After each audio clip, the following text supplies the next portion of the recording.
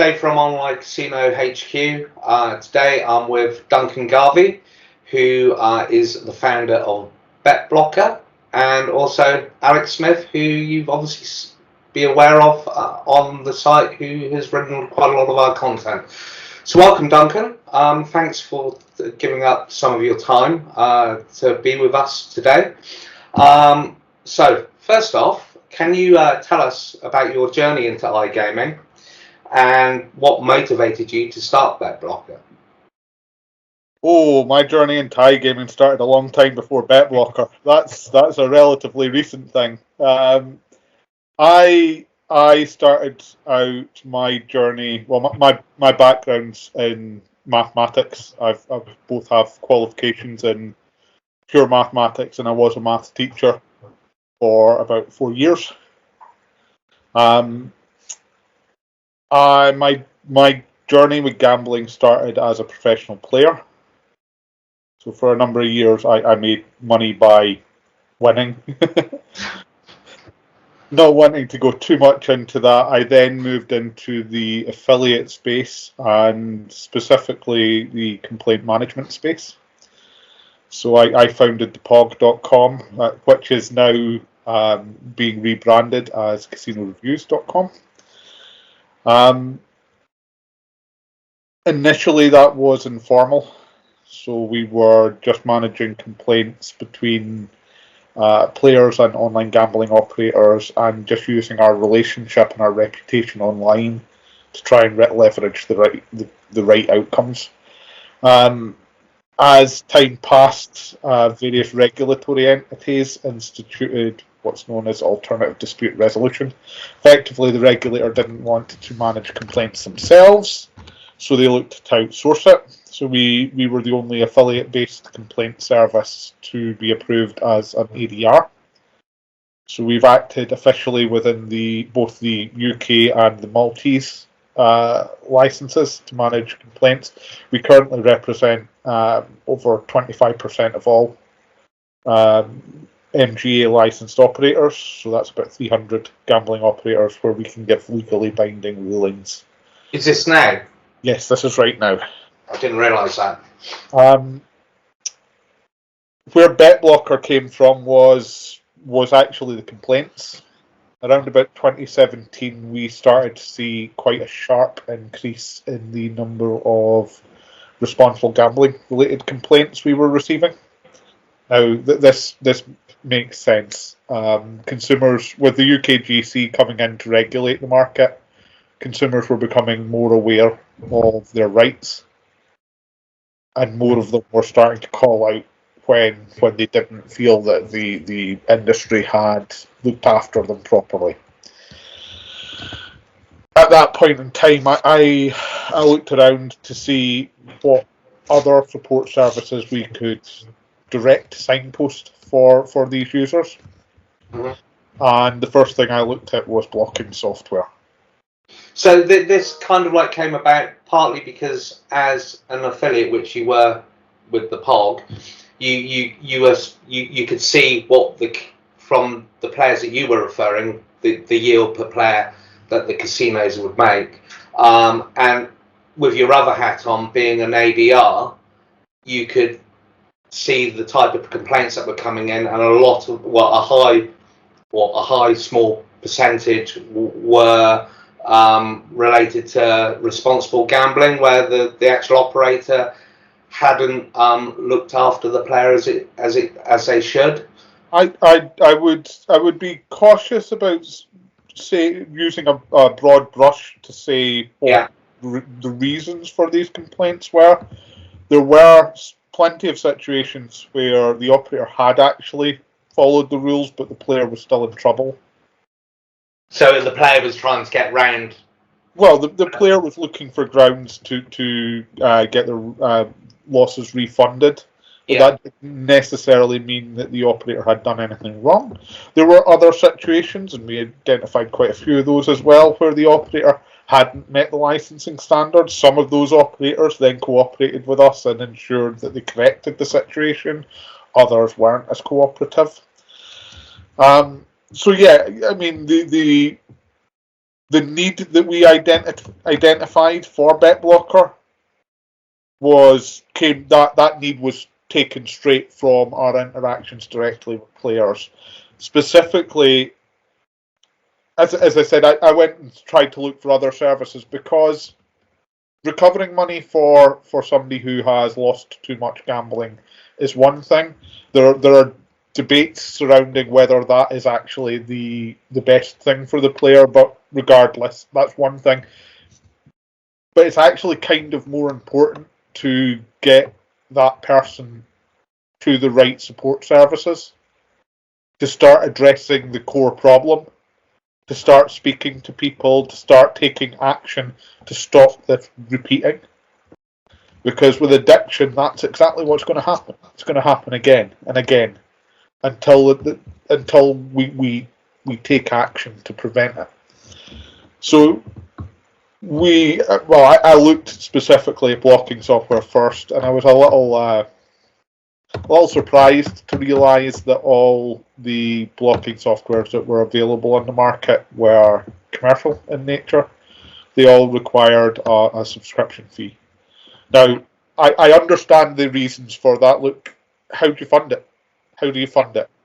There has to be a way of ensuring that this app can continue development. But at the same time, when I'm dealing with players who are telling me, I don't know where I'm going to get next month's rent. I don't know how I'm going to feed my kids next week. Telling them to go and pay for support is counterproductive. We're exacerbating one of the key markers of harm, which is financial hardship. So at that point, we decided to set up our own blocking software and distribute it free of charge. I was in the very fortunate position at that point in time to be running the POG, which was doing well enough that we could afford to develop and distribute this free. So we did that. A couple of years later in 2019, the app was popular enough that the business couldn't sustain it any longer. So we broke it off and we registered it as a charity. Shortly after that, we applied to the UKGC to be included on what's known as the RET list, which is Research, Education and Teaching. Oh no, I can't remember the last one right now. Treatment, sorry. Research, Education and Treatment. RET. Which basically means that UKGC licensees were required to make donations to charities that mitigate gambling harm in some form or another each year. That was part of the license. Now, the UKGC approved the charities that were appropriate for operators to give to. So getting onto that list allowed us to then receive donations from the industry to support BetBlocker.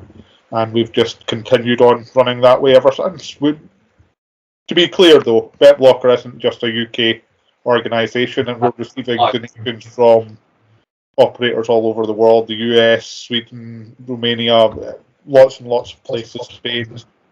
Yeah, which is brilliant, and we're not actively targeted towards the UK market, even though we are based in the UK. But it is good to know that there are no national boundaries as far as BetBlocker goes. Anyone can install it on their device wherever they are in the world.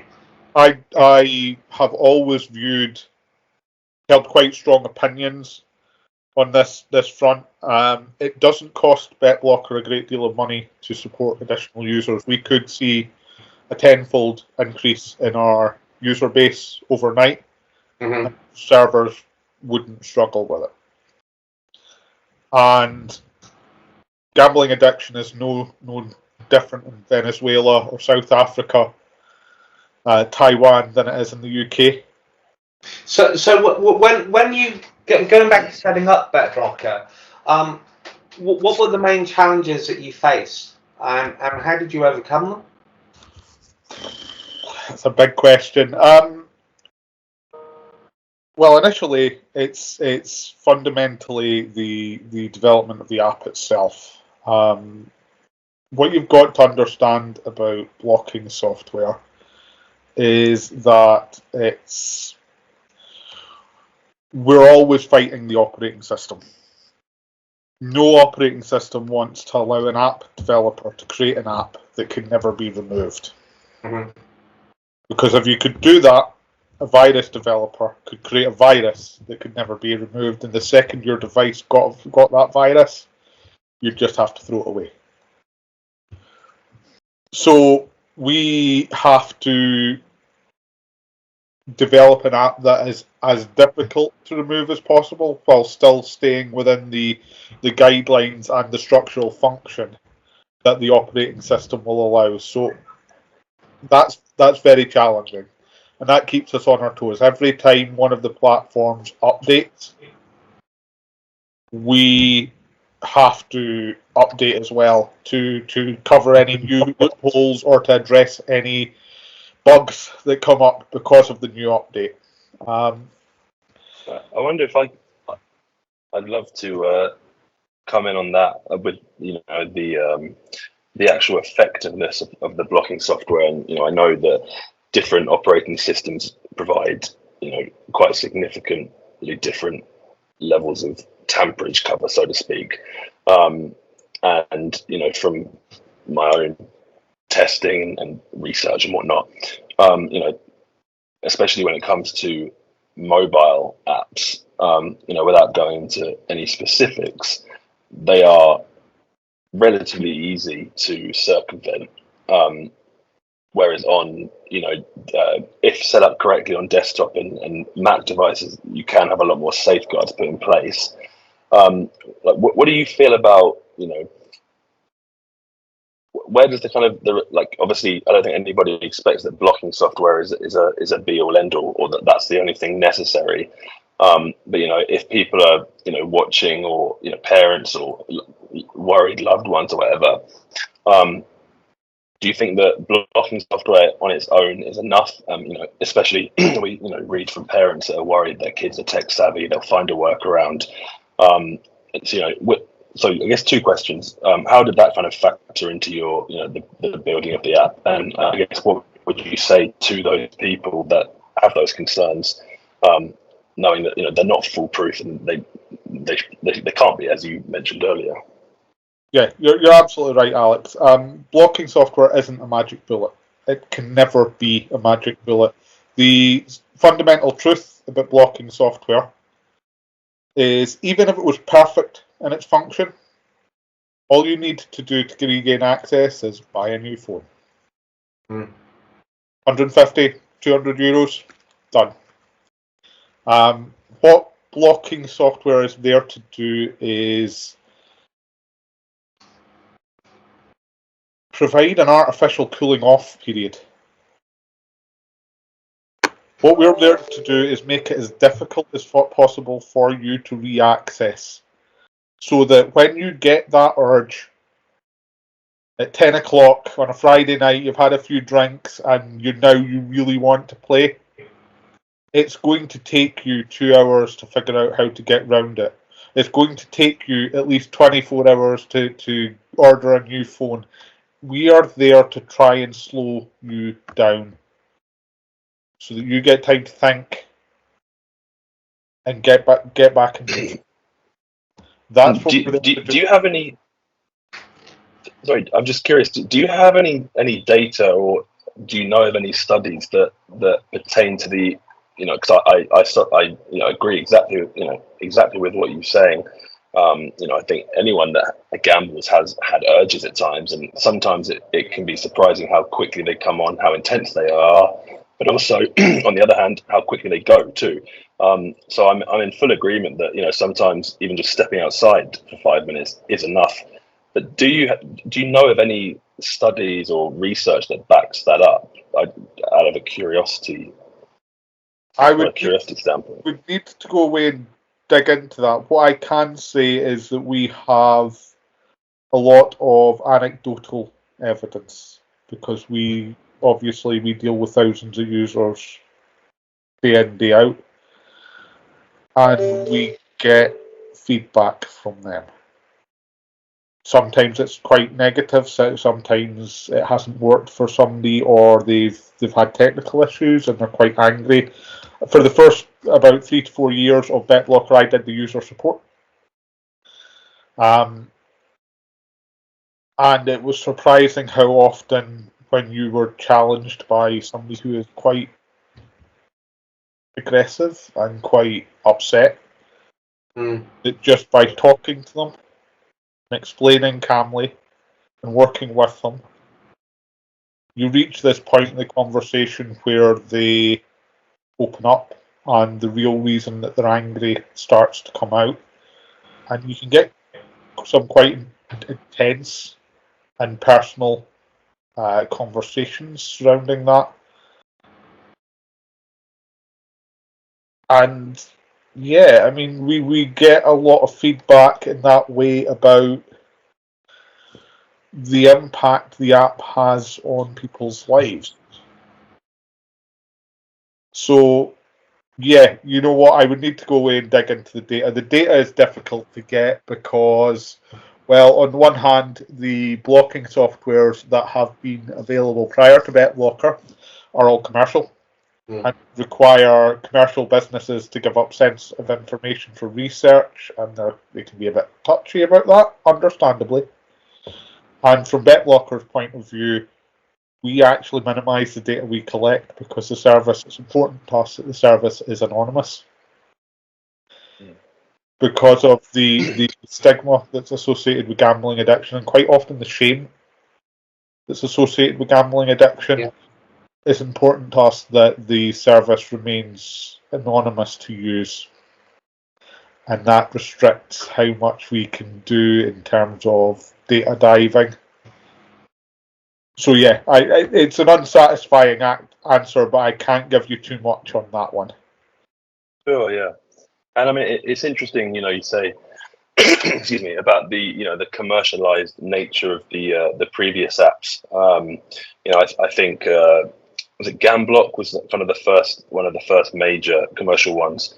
And then I remember, I mean, we're probably talking 2016, 2017 when Gamban kind of came out as the free as it was initially, I believe, or if not free, they had certainly partnered up with pretty much every streamer and whatever on the planet, giving away free codes.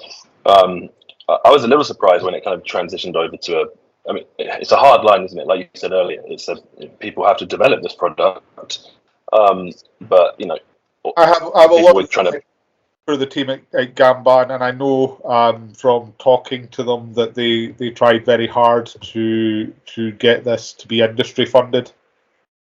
And it's a challenge. I mean, especially with the changing attitudes in the industry. Even 8 years ago, the attitudes with the culture within operators was substantially different to what we see today.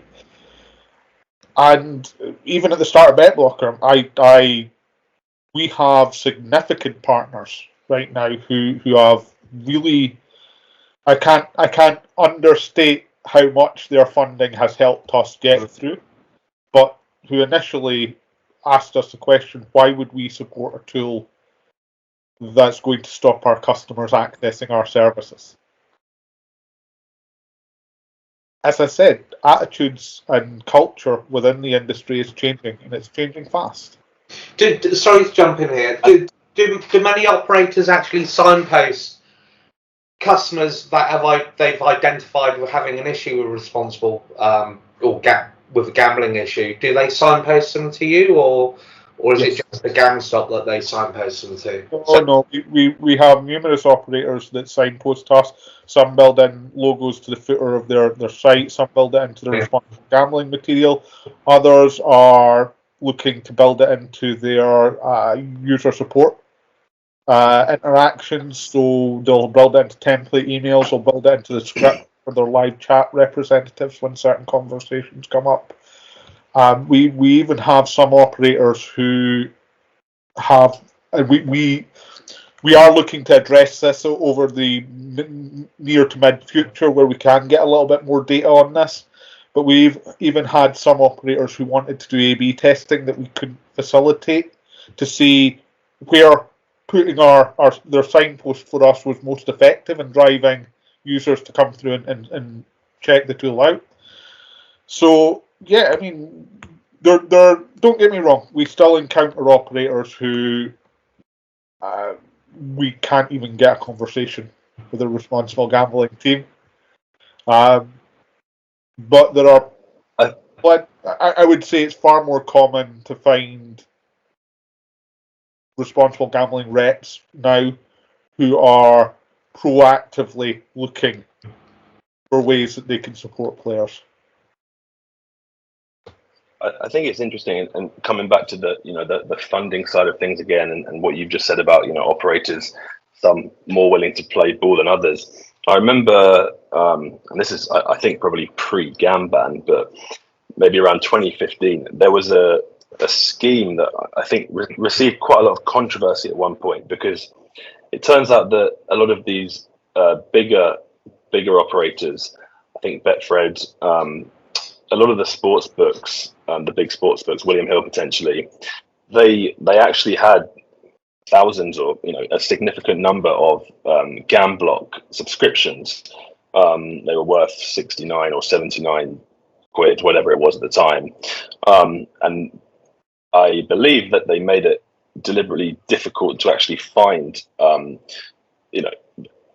where to get it from. But essentially, if you were willing to work through the maze of responsible gambling pages, there was just a page on Betfred's website, for example, where there's just a code, or you can just download it for free. And I'm curious whether you're familiar with that, and whether whether that's related to what you were saying about being registered with that RT something you mentioned, and whether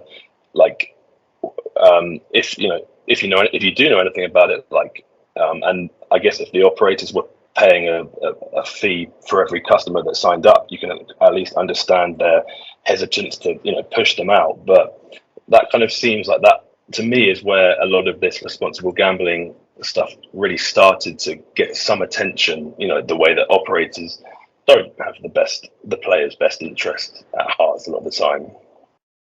I wasn't aware of that, no, if I'm honest, but that did predate BetBlocker by maybe a year or two.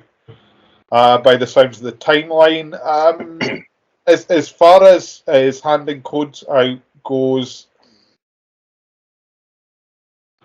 my understanding from speaking to people within the industry is, firstly, that they tend to have to buy them in lots, large batches of codes at one go.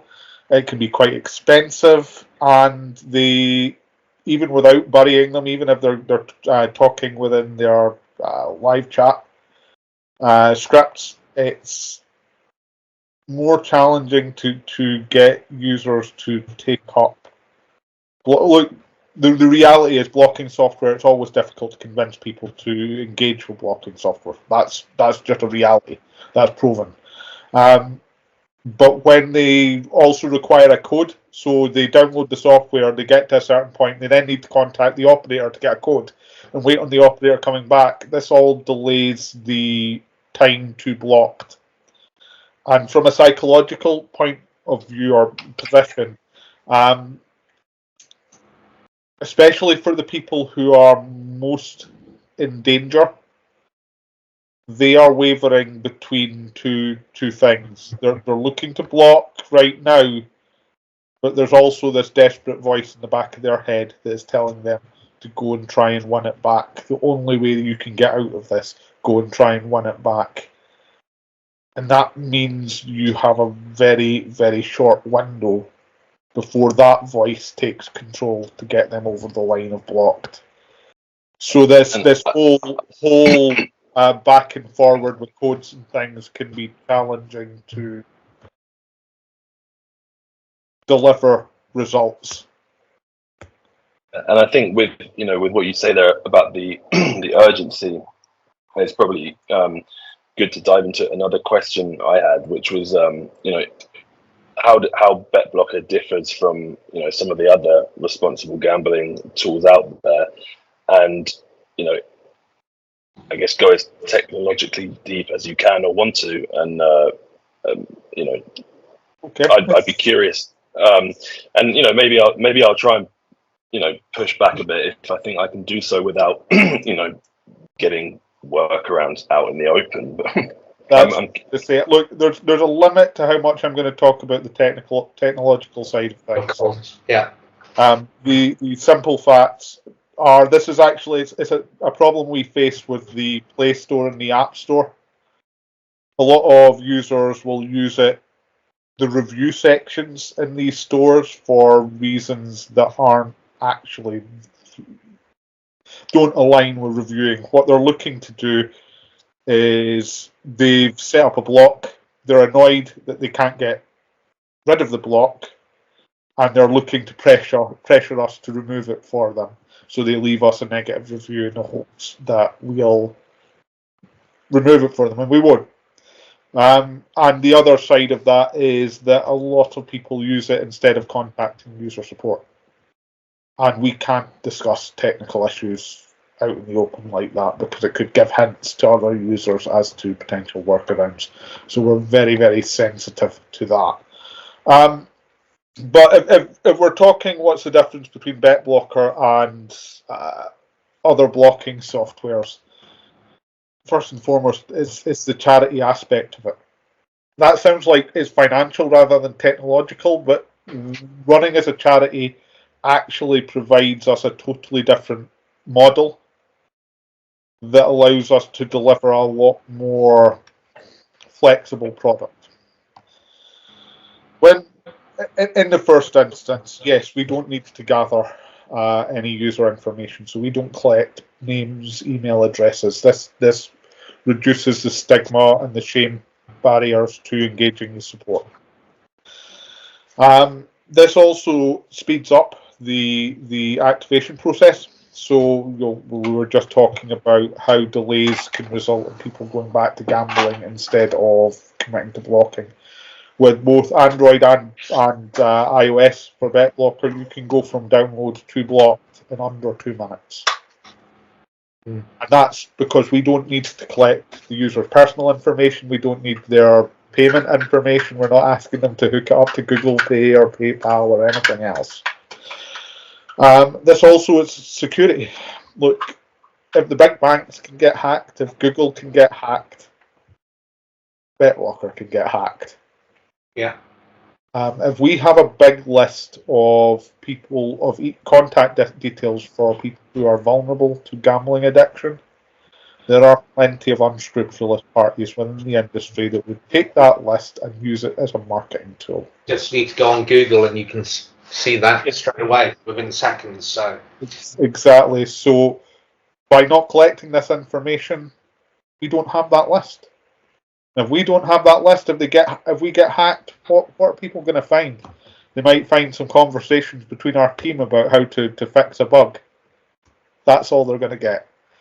And then we get into the really the user-facing side of things, and that is the flexibility.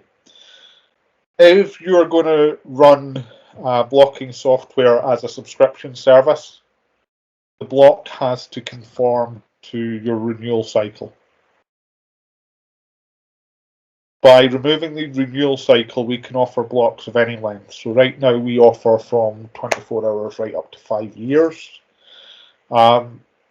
We will be adjusting that in the near future, probably in the coming months, to remove those restrictions completely and allow users to just choose an end date. Yeah, I've several months ago, I actually installed it on one of my old machines. And I would say for probably 90% plus of people who would install it on their device, they're going to have to do a factory reset to be able to get around it. Which, I mean, obviously, where there's a will, there's a way. But I think you're right in saying it's very quick to set up and install, which it is. It provides another hurdle for somebody who gets the urge that wants to chase their losses or whatever, and they might, in the time it takes them to work out how to remove it or factory reinstall their device, that urge hopefully is gone. So there's also the reality that for for many of these individuals, there are significant others in their lives who are aware of the issue. Yeah. And it buys time for that significant other to clock what's going on and intervene. Yeah. And You look like you're trying to get rid of that block. Let's have a talk. It's all about buying time. Yeah, and I mean, and I have to be careful with how I approach this. And obviously not to give away, circumvention stuff, but I wonder, undoubtedly there are people out there who are desperate. They're maybe technologically savvy. They know. And the thing I spent quite a lot of research on as just a curiosity project is I was determined to try and find a way that to make gambling block software or any kind of blocking software actually uninstallable to the point where you would have to factory reset, and even a couple of cases that wouldn't work. It would have to be a new device. And I don't want to obviously go into why certain things would need to be done, but for example, I think it's okay to mention on Android devices, for example, if you were able to, if a technologically savvy user was reaching that level of desperation and could make the app a system app, that would all but eradicate the removal the removal processes with one additional step. And I'm just wondering if they were listening to this right now, and that like, would you advise them to do anything like that, or combine BetBlocker with a different non-gambling app which could sometimes be used in conjunction? And I appreciate this is for the 1%, that they have to be technologically savvy and they have to be in a severe crisis, but that is those people do exist, and presumably they have the right to be protected as much as anyone. I wouldn't advocate against it, Alex, is what I'd say. The challenges with that are a fewfold. As I said, even with a perfect block, all you need to do is buy a new device and you're round it. So there are always going to be limits to how perfect is. And also, everyone's got more than more than one device, haven't they? Here I'm looking at 4 of them. Yeah, I want to come back to that because I'm actually going to try and challenge you on that. What I would say is, look, when somebody is that level of desperate, do what you need to do. Look, there are limits to what we can do as the distributor. For instance, I know of a solution that would make the iOS app impenetrable. I think I know.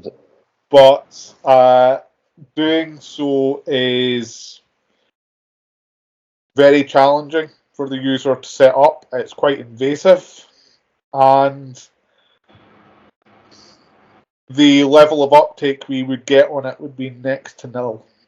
But what I would say to you is, quite often when people are coming to BetBlocker for that reason, now there is another setting on the app that we'll talk about later that's not intended as crisis management, but when people are coming to the app for crisis management, they tend to not be in a particularly clear state of mind. It's quite often occurring immediately after a loss. Their adrenaline is surging. That feeling, that knot in your stomach. They're now panicking about how they're going to tell their partner about the money they've lost. They are not thinking clearly. We have to find a balance between making the app easy to install and making the block more robust. Because if the app is difficult to install, and this goes for the languages, this is why we are so keen to translate the app into other languages. Because if somebody who is Polish and doesn't speak great English is in that state and has to translate the installation instructions while they're in that state, there's far less chance they're going to get through to blocked. Yeah, it has to be as easy as going on your online banking app and just hitting the switch to block. It's never going to be quite that easy, Dave. We would love it to. We'd love it to. It does involve changing settings on the phone, no matter how we do it. We give instructions on how to do this. We give videos on how to do this. But we do have to do that. But there's these layers. For instance, with the managed mobile managed device, without getting an exception and getting a different type of program contract with Apple, we are left having to set the devices up via another Apple device, so we can't do it remotely. So the user then needs to have access to an iPad or a Mac to set this up, and they need to connect them, and then there's a whole list of things they need to do. It's more complicated than the vast majority of our users could access. So it's a tough balance. It's a tough balance. I would completely agree. You know, for 99% of people, it's never going to be a consideration. My final comment on this would be, you know, do you think there is, you know, say that you've got people that, you know, they've had that humongous loss, but, you know, maybe they've actually spent everything.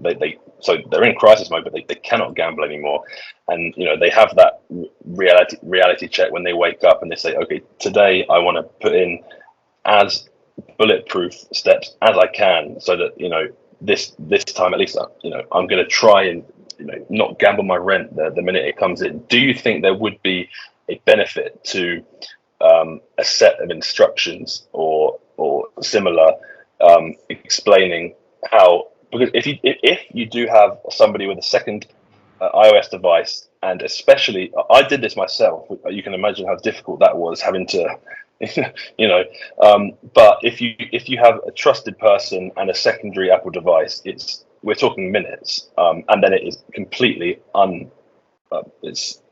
What I would say is I generally agree with you, but we have everything we have to build resources to do.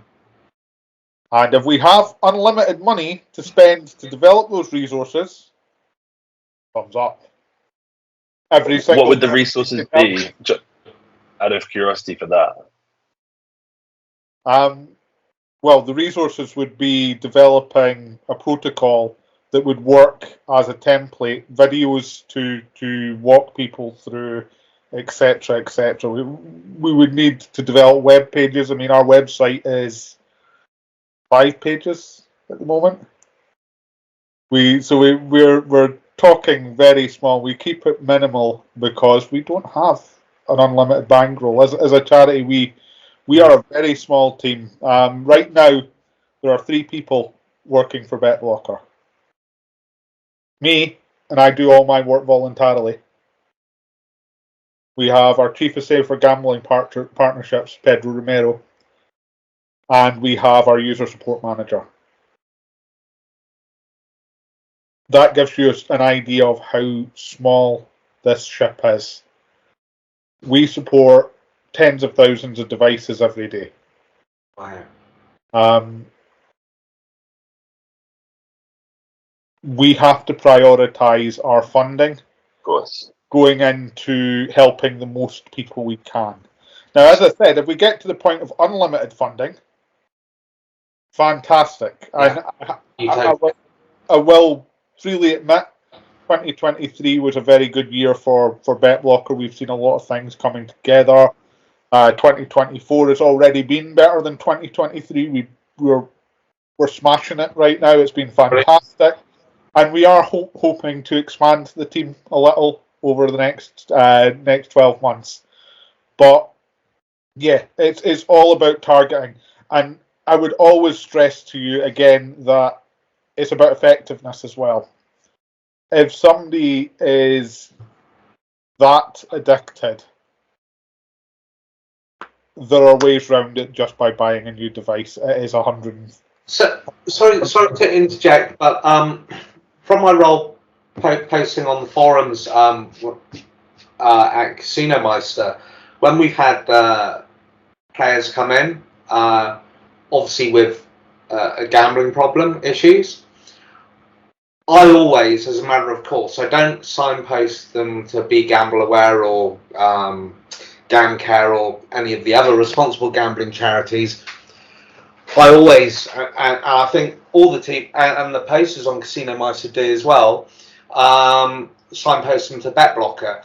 So my question is, do the other responsible gambling charities such as Be Gamble Aware, GamCare, etc., work in conjunction with you, or is that happening yet? And if not, why not? Yes and no. Yes, I mean, look, what I would say is, obviously, I'm a big proponent of blocking software. I think blocking software is a fantastic first step. I do think that when that crisis is occurring, blocking software is a logical, get it in place now, something you can do immediately. Yeah.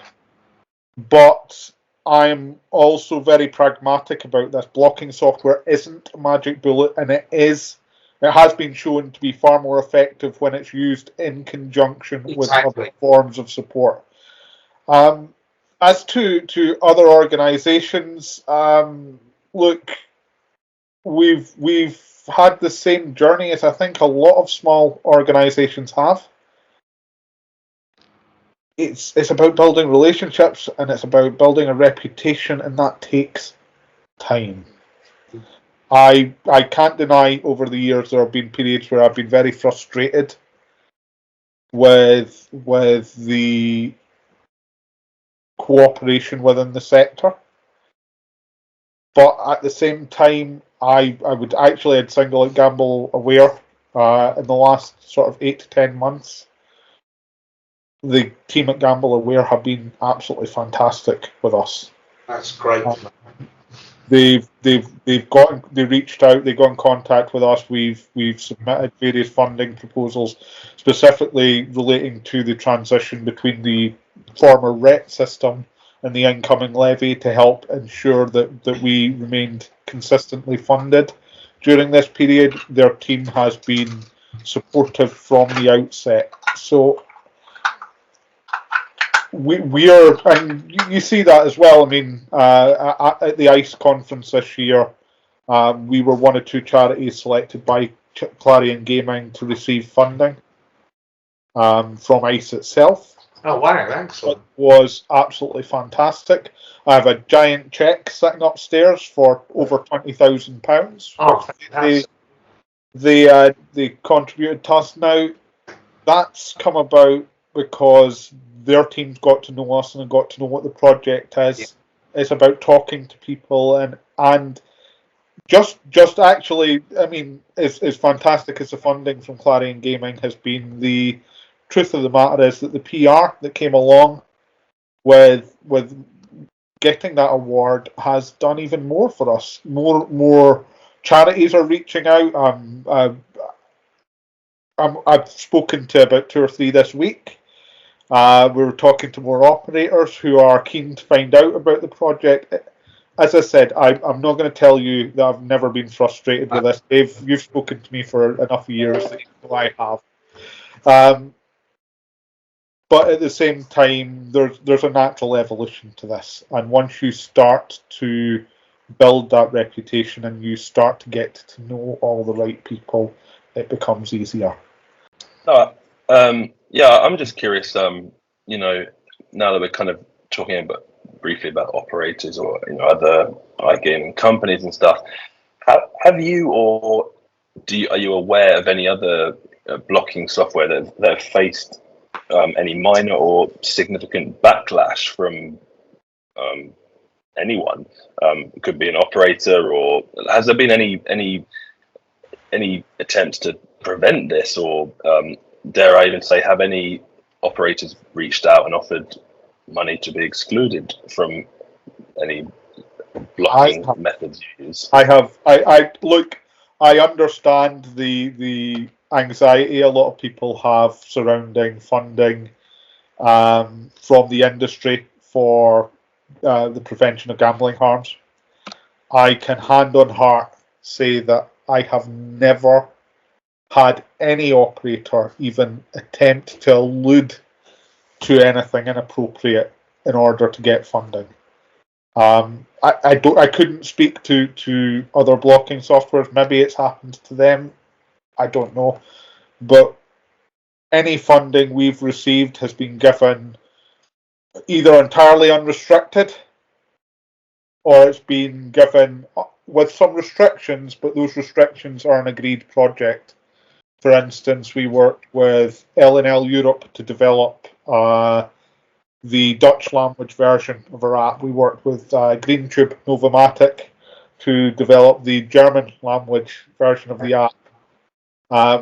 We worked with Come On to develop a Swedish language version of the app. We've worked with Coolbet to develop a Spanish language version of the app. That's as far as any operators ever asked for like restrictions on how we spend money. Follow up on that briefly. Like, aside from operators, has there been any like lobbying or anything like that? Like any movements from some of the I know that when the FOBCs, there was a lot of pushback from some of the bookies and their unions or whatever you want. I'm certainly. I mean, I'm not unfamiliar with the lobbying campaigns. It's never really entered into the sphere of operation for BetBlocker. Don't get me wrong, I know that various organisations that contribute to BetBlocker have commented and have lobbied on these issues, but we've never seen any impact. It's difficult to see what they would want from us in that respect. I mean, even if, as you suggest, maybe we could exclude one from our list. The risk versus reward is so tiny for these operators to even think down that line. I mean, what we're talking about is tens of thousands of devices for operators that have millions of players. Mm. And if that ever got out, it would basically be a straight loss of license type infraction. These operators, look, I'm not going to say that they're not going to campaign for their best business interests. I would be dumbfounded if we ever got approached on that type of angle. It's just far too big a risk.